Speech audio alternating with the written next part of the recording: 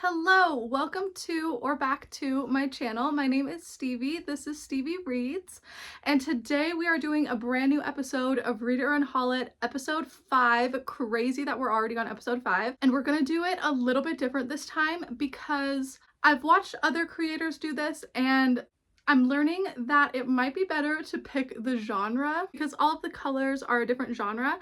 So if I want to pick something I'm in the mood for, then it would be convenient to just pick the right color. And then the book itself is still a mystery, but I keep pulling the same colors over and over again, pink, purple, and red, which is romance, adult fantasy, and like thrillers and horrors, because I have a lot of those colors in here, but I do have other ones. And right now I feel like I'm in the mood for an adult contemporary literary fiction because my most recent video, I read a lot of romance and like mangas.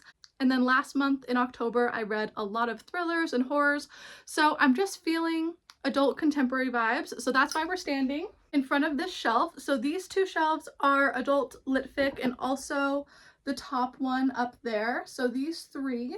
And on these three shelves, I'm only super intimidated by 3 books. The first 2 are A Little Life and To Paradise, both by Hanya Yanagihara, and I've heard these are just super long, obviously, and just heartbreaking, really take it out of you kind of stories. And I don't know if I want my heart broken right now, and these are just ginormous. So these 2 books are scary. And then also The Goldfinch by Donna Tartt. I've read The Secret History and I gave it 5 stars and loved it, but this one is bigger and I've heard less good things about this one, so I'm more skeptical. If I don't pull these 3, that would be amazing. But the adult literary fiction color in here is this like salmon coral color, and we have not pulled it yet. So I just want to pull one and see what I get off of these 3 shelves. And hopefully it's a good one. It feels weird to like look in and pick it, but there's one right on the top, so we'll take this one. Oh, so scary. My Last Innocent Year. Okay, that is right here.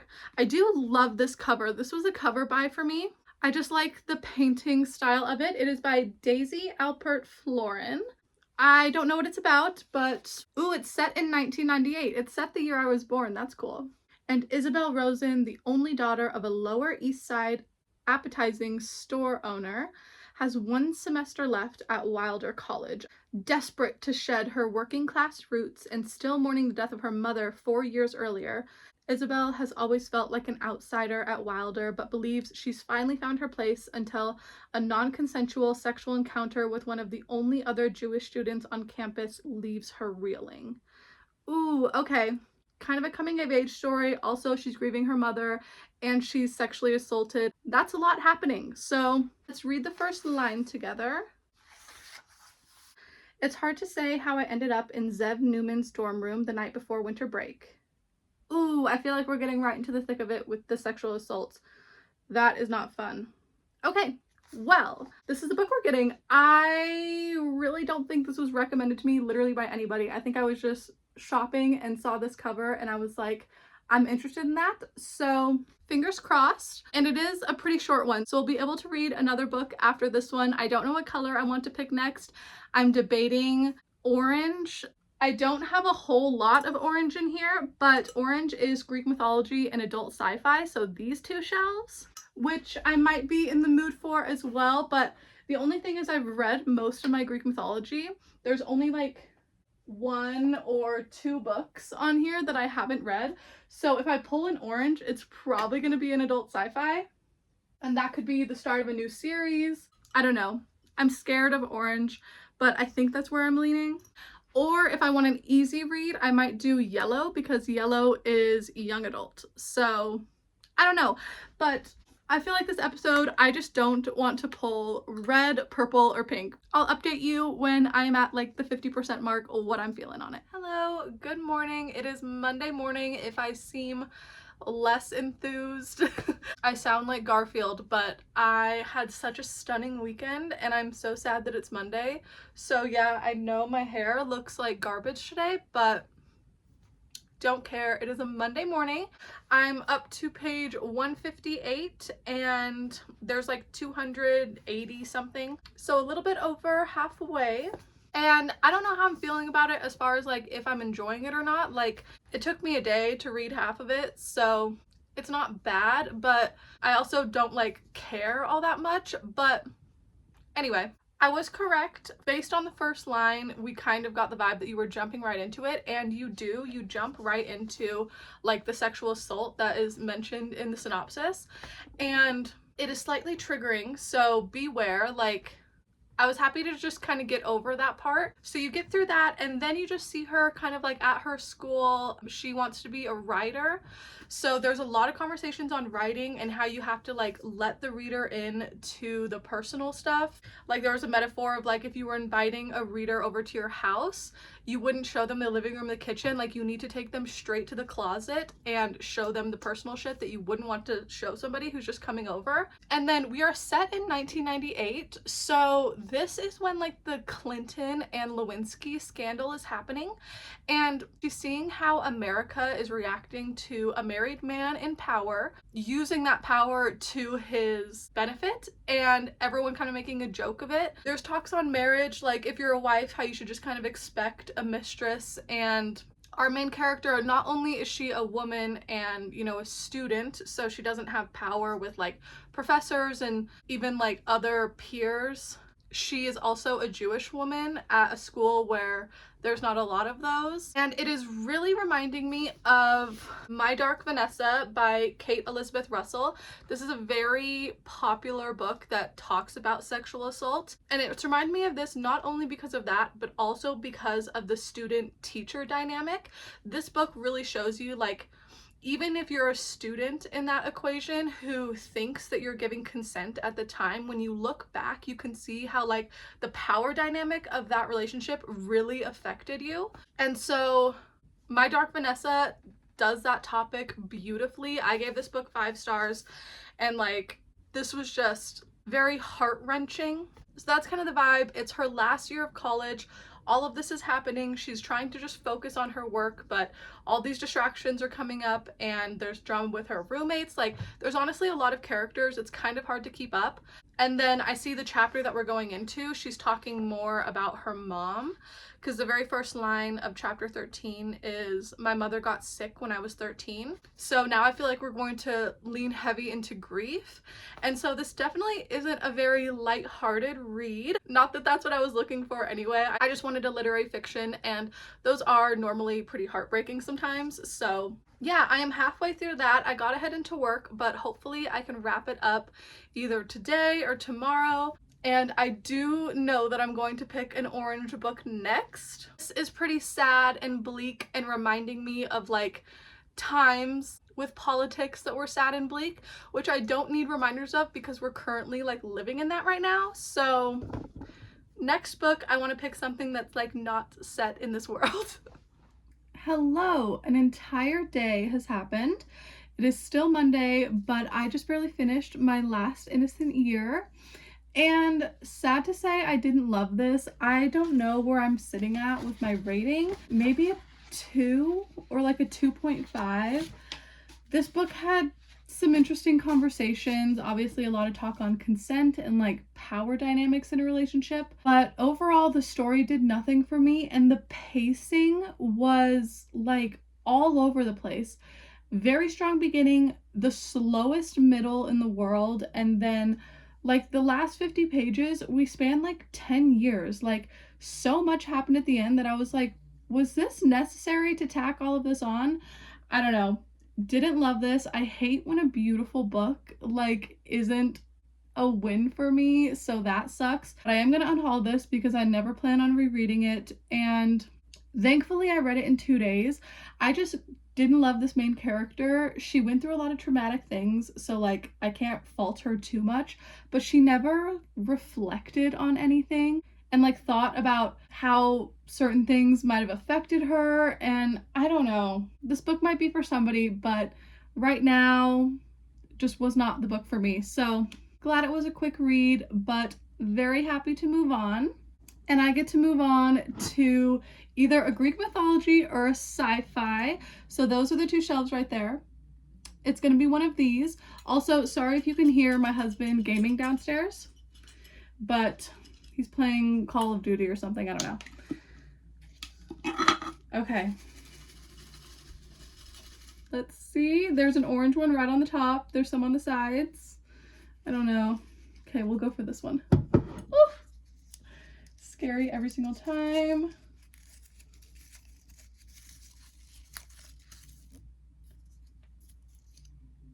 Medusa. Oh my god, I really thought it was going to be a sci-fi. Okay, this is Medusa by Jessie Burton. It is illustrated by Olivia Gill, the girl behind the myth.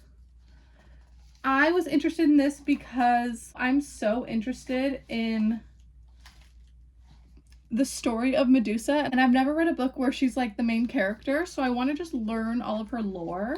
Also, just like such a cool edition. Oh my god. And it doesn't seem very long. Like, it is a thicker book, but the words on the page are pretty big. Let's see how many pages it is. 207. Okay, a little over 200 pages. Let's look at the first page together. Okay, chapter 1.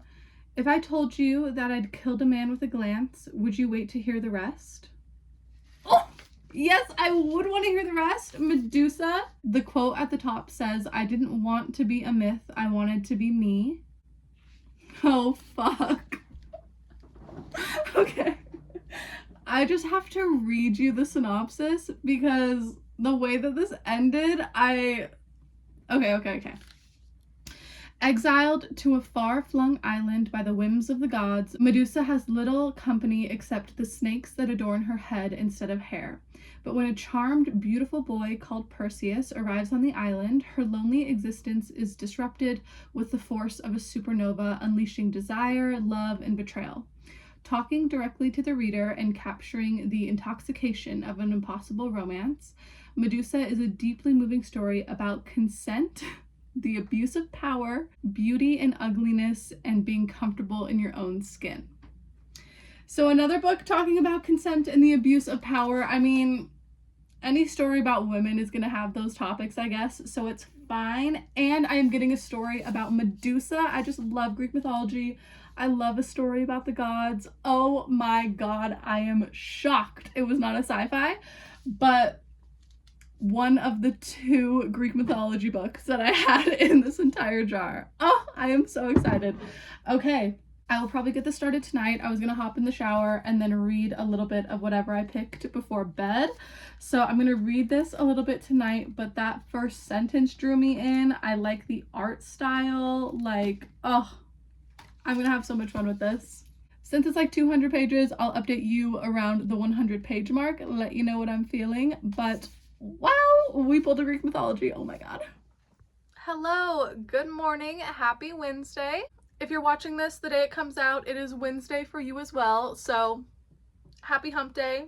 Last night I got halfway through Medusa. I'm on page 110, and this is actually a YA book, although I am having a lot of fun with this book. So here's what I've learned about the story of Medusa. She was cursed by Athena, and it wasn't just Medusa that was cursed, her sisters were as well. So her 2 sisters, I can't remember their names, it's like Greek mythology names, so. But her sisters got a different curse. Athena turned all of them into gorgons, but the sisters got wings and immortality, and Medusa got a head of snakes. And also Athena told her when she was cursed, like, no hope to any man who look upon you, but she's never tested it. Like, as soon as all of them were cursed, the sisters flew Medusa and their dog to like the private island that they are on now. So This is the little picture of all of the sisters, but I didn't know that Medusa even had sisters. But Medusa is a very lonely character because her sisters leave the island every day. They fly away to go hunting, and they do bring back food at the end of every day, but Medusa knows that it wouldn't take them all day long to do that. And she doesn't ask what they do, but she just assumes like they are doing Gorgon things, like the making of a myth. And the sisters actually love their curse. Like, they love immortality, they love having wings, but Medusa would change it all, like, just for a regular head of hair. Like, obviously she doesn't love having snakes on her head, and she's just really lonely on the island all day without her sisters. But then Perseus shows up. He shows up at the beginning of the story on the beach, and Medusa still conceals herself because she doesn't want to like curse this boy. So she stays concealed in her cave, but as soon as Perseus shows up, she starts talking to him. They like spark an unlikely friendship and just kind of start telling each other's backstories. So Perseus is a son of Zeus, and he talks about his mom and how Zeus was taken with his mom, and you know, just how he's a son of a god.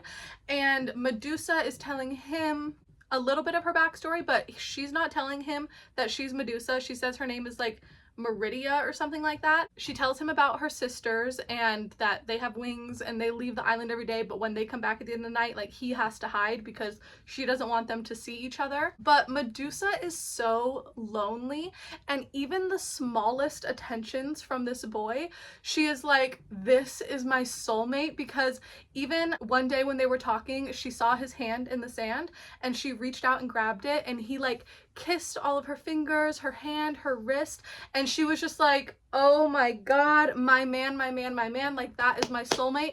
And Perseus is sus as fuck. Like, he's talking and she is just all heart eyes, like obsessed. She's like, he's a golden boy, he's the son of Zeus, like, oh my god, he's so handsome. But he is a lot of red flags. You can tell he is there on a mission and is trying to use Medusa, you know, but he keeps saying he wants to see her, and she's like, I'm disfigured, and he's like, I bet you're beautiful. But also a really cool thing is the snakes on her head are her, and she's named all of them, but they tense up when she's anxious, or like certain snakes are certain emotions. She has this one kind of coral one because they're all different colors, and there's this one kind of pinky snake that when Perseus is talking to her and she's like, you know, falling in love with him, the pink snake will come out and like want to go to Perseus.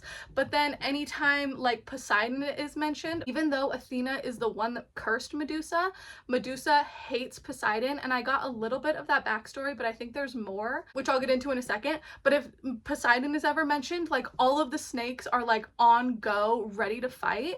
And she kind of told Perseus a little bit about Poseidon, that he saved her from the sea, but saved is in big quotation marks because Poseidon is the god of the sea, so he controls the waves. And one day Medusa was just on a boat with her dog, and a tsunami happened out of nowhere. Like, the waters were still, but then she felt Poseidon rise up and bring like a wall of water, and he pops up and is like, hey, I know you are trapped here right now and you're gonna die unless I fix this situation that you're in, but I'm only gonna make the wave go away if you promise me anything that I want. And she doesn't want to die. She doesn't want her dog to die. So she's like, okay, I promise anything you want. And he makes the waves go away. But I don't know if he's like fulfilled that promise yet. I don't know. I think we're gonna get a little bit more of a backstory on why she hates Poseidon, but every time he is mentioned, she is like, fuck Poseidon. I don't know if he sexually assaulted her at all, because when Perseus was kind of probing her about why she didn't like Poseidon, she was like, he noticed me the way Zeus noticed your mom. So I'm wondering if Poseidon like fulfilled the anything I want and was like, I want you. But yeah, I'm so interested in the story. I'm loving getting all of this Medusa lore. She's actually a pretty timid character, at least obviously in this 50%. I'm sure in this second half she's going to discover that she's a badass and can turn men into stone, and I can't wait for that. And some of these illustrations are so beautiful. I showed you the one with the sisters, and then when she's explaining the story of Poseidon, you can see her on her boat with her dog. And yeah, It's just very, very beautiful. But because I pulled a YA book, I don't know if I'm gonna pull a yellow for the last one, because I'm hopefully gonna finish this today, fingers crossed. When I get home, I just want to read the second half, and then I don't know what color I'm gonna pick for the last book. I actually have all of the like colors and what genre they are right here. So I've pulled a mint before because I got a manga. Obviously I pulled pink. Yellow has not been pulled, but I don't want to read a YA after just reading a YA. So I don't want to pull yellow. Purple is adult fantasy. Salmon is adult contemporary. Red is thrillers. Light blue is classics and historical fiction. And then orange is adult sci-fi and Greek mythology. So I think I have to do light blue. Oh, that is terrifying. Okay, we're not going to pull it right now, but I want to show you my historical fiction and my classic shelves so that hopefully tonight when we pull a light blue, you can see what the options are. Okay, we are a little bit close, but this is the historical fiction shelf. So I've read quite a few of like the big ones on here. I've read Shadow of the Wind and loved it. I've read Still Life. That one was really good. But some of the big ones on here that I haven't read are like Lovely War, Utopia Avenue, and Pachinko. Those ones are probably the scariest to pick, but that's the historical fiction shelf. And then classics are these top middle two. And basically every single one of those I haven't read, other than the ones where you can see the tabs. I would love to get Alice in Wonderland. I want to read Little Women. I want to read Rebecca. And then any of these four little ones would be stunning. Like, honestly, this entire shelf I am down to read after I finish Medusa. But I don't want to read a single one of these books. So Dracula is huge. Anna Karenina and War and Peace. Are you fucking kidding me? Both of those are huge. And if I picked any three of these books, then I don't know if this video is going to be posted on Wednesday. Like, I have shit I need to do this weekend, and like, I don't know. I really don't know.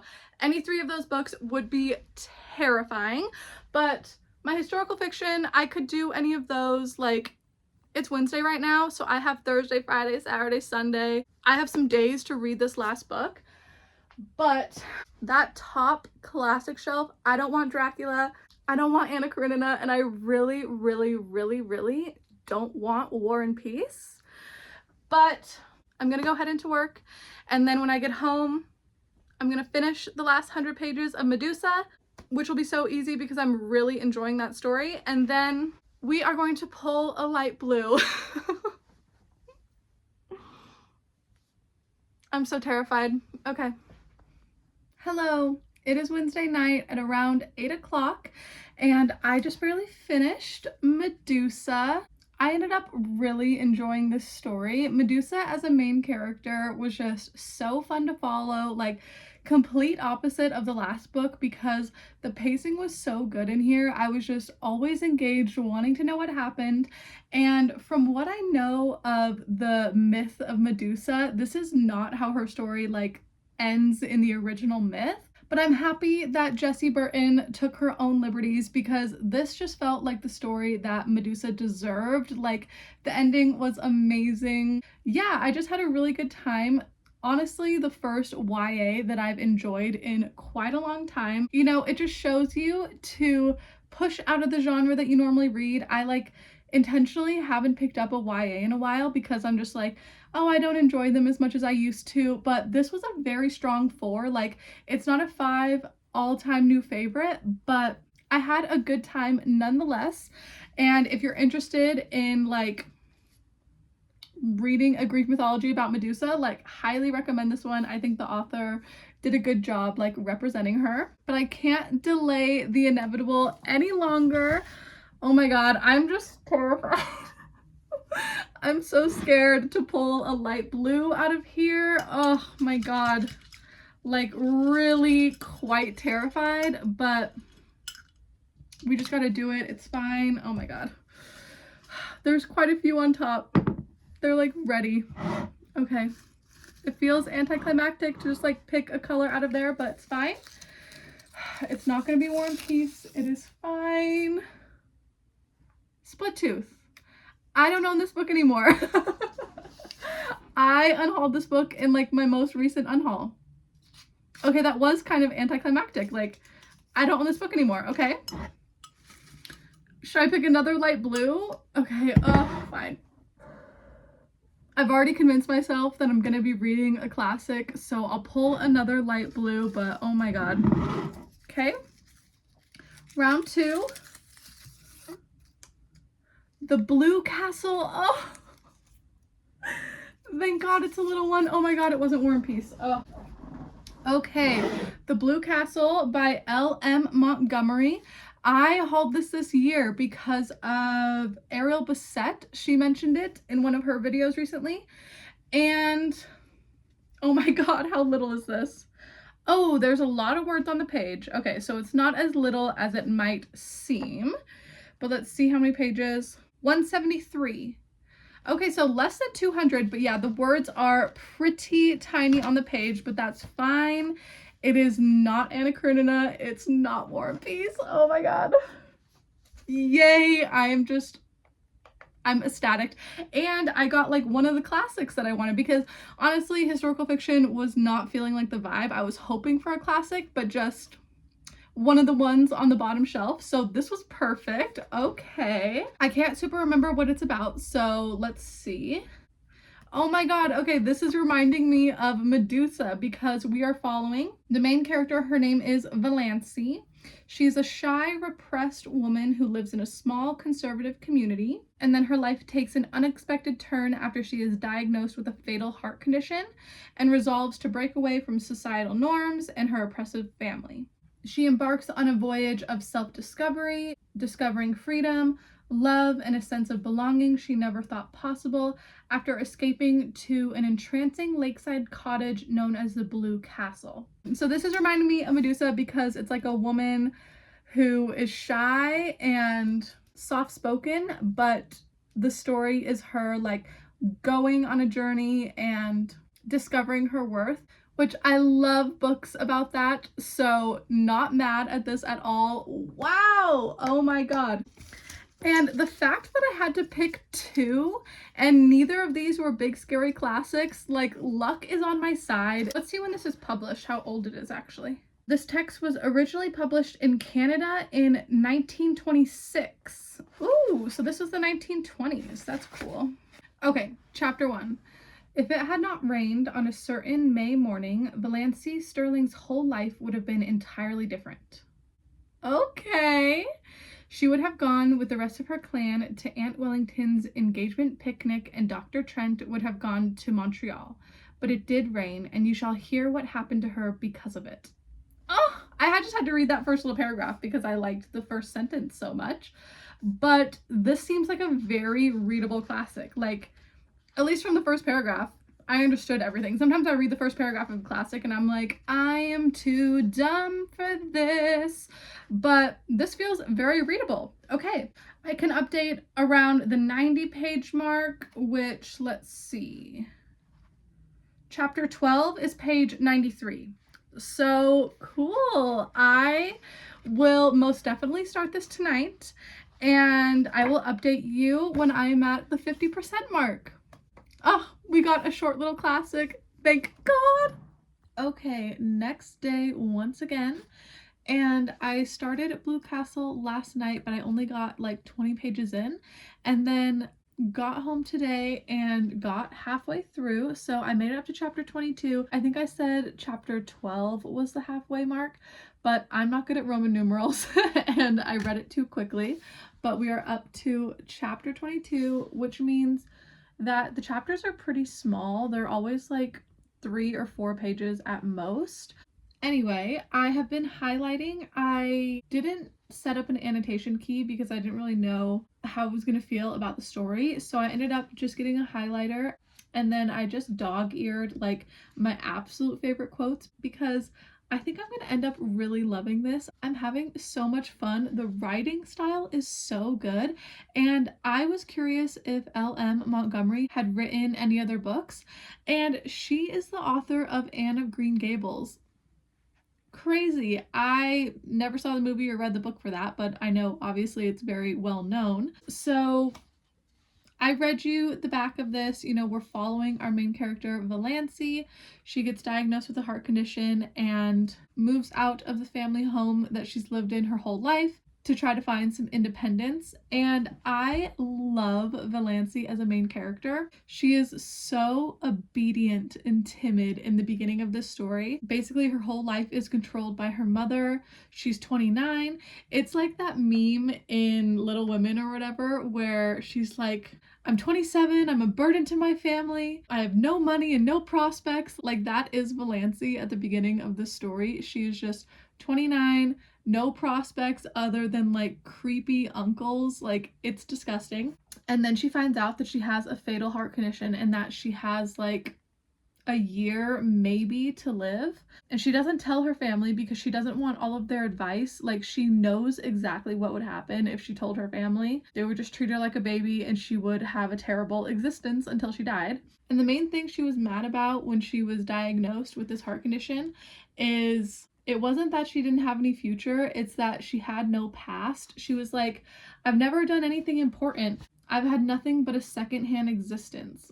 All the great emotions of life have passed me by. She's talking about like her family, and she's like, I've only ever made a couple mistakes in my life, but her family just always brings them up because like she's never done anything important or exciting. So, and she was like, I have really done so few bad things that they have to keep on harping on the old ones. Why, I've never even had a quarrel with anyone. I haven't an enemy. What a spineless thing that I must be to not even had one enemy. Like, she's mad that she's never gotten in a fight with somebody. So then she kind of completely 180 changes her attitude towards her family and starts having an opinion where she's never had an opinion before. She decided to move out and go help. There's an older man who lives in this town that everyone just calls him the town drunk, and he needs help with his sister, and she offers to go for like $30 a month. She just wants to get out of where she's living and try to enjoy her last year of life. But you know, her family is trying to call her in, and she was like, Valancy only smiled mockingly at them when they called her in and did not go. It was so easy to defy once you got started. And the point of view is switching as well. Like, Valancy will do something outrageous to her family and storm out, and then we don't follow Valancy storming out. Like, then we get the POV of the family and they have a conversation about her behind her back, but we get to see it. So she disappears and she says, I'm going to go look for my blue castle. Obviously, that's the title of the story. The blue castle is like a place that she created in her mind when she was a kid, where she would escape to like have freedom in her life because her whole life is controlled by her mother. Honestly, the imagery of her talking about the blue castle in like the first and second chapter was so beautiful. But it said like only in her blue castle could she find temporary release. Like, she would just go there in her mind all day, every day, to like be not where she's living. So when she left the house, she said, I'm gonna go look for my blue castle. And her mother is talking about her, telling her father what happened. And she said, and you can't realize how determined she was. She was like a rock. That's the strangest thing of all of this. She used to be so good and obedient, and now she's neither to hold nor bind. I'm loving the new Valancy. Like, honestly, that little change around the 40-page mark from timid, will do whatever her mother says, just wasting her life away doing nothing character, to then immediately being like, I have a year left, I don't care about none of y'all, and I'm leaving. Like, oh, it's just so amazing. So I'm up to chapter 22, but the beginning of chapter 21, I am highlighting the shit out of this. Like, oh my god, it's getting so good, and a romance is blooming. Nothing has even happened yet. Like, we don't even know if this guy is interested. It's reminding me of Medusa again, because this man is giving her the tiniest of attention, and she is like, I am in love. Like, finally, my life has a purpose and I'm not gonna die an old maid. Like, I am in love. The sky is blue. I'm having the best time. And honestly, I think this is also the funnest classic I've ever read. Like, I am laughing out loud. Oh my god. And I cannot believe that it was published in 1926. The fact that that's almost 100 years ago, what the fuck? Because this is still funny to this day. I am just having a great time, highlighting the shit out of it. I have so many dog-eared pages already. I feel like the second half of this is also just going to fly by. Chapter 21 was so good, and I literally had to like make myself stop and be like, okay, you have to do the 50% mark right now before you just read the rest of this damn book. So I'm just having the best time with the Blue Castle and love this edition as well. This little paperback was so cheap on Amazon and I think she is gorgeous. It kind of matches like the art style of my bookmark. The blue and orange go together quite beautifully, but anyway, doesn't matter. I'm gonna go keep reading, but I'm having a great time and I love Valancy as a main character. She is just so fun. Hello, welcome to the end of the video. A couple of days later, it is Saturday night and I just barely finished The Blue Castle by L.M. Montgomery and I am landing on a full 5 stars. This was so much fun, but mainly because of our main character, Valancy. She's going down at this year as like one of my new all-time favorite characters. She really made this book for me, like so funny, and I just adore her. Absolutely loved this story, and all 3 of the books that I picked for this video are kind of like coming of age stories or just stories about women like trying to figure out their lives, and these 2 were definitely a lot heavier than the Blue Castle in weight, but also just in the story. This one was very lighthearted, silly, goofy, but I ended up highlighting and dog-earing so much more than I thought I was going to. I just ended up loving it. I think it's the only classic I've read all year, which is so sad, and hopefully I can read Rebecca before the new year, but I found a new all-time favorite and I cannot believe how scared I was to pull a light blue and then I end up getting my favorite book of the video. So we started off with Not a Winner, gave 2 stars to My Last Innocent Year, and I'm going to unhaul this, donate it. Hopefully whoever picks it up next will love it, but I'm not mad that I read it. Like, good to know, didn't love the story, and happy to move on. Then Medusa was a very strong 4-star. Love the art style, love the story, just love any retelling of Greek mythology, but especially when we're following a main character like Medusa. This was just such a quick, easy, fun read. And then we found a new favorite. Like, I honestly could not ask for more. Ariel recommended this in a video this year. I picked it up immediately and then I read it within the same year, so I don't think I would have done that without the jar. 5-star reads are really just what life is about. But I am curious on your guys' opinion on which you prefer. If you've seen the other episodes in this series, do you prefer if I do like a blind pull or if I do kind of more of a mood reading approach and I pick the color that I want to read? I mean, I picked adult contemporary in this episode because I wanted to read it, but then I picked orange and light blue just because I had never picked those before. So now every color's been picked besides yellow, and I don't know. So what do you prefer? A blind pick? Do you want me to mood read? There's a third option, like we could do an episode where I pick all blue or I do all pink or all purple, or you know, let me know what you prefer. But if you made it all the way to the end, thank you so much for watching. All of my socials are linked down below like always, and I'll see you in the next one very soon. Bye!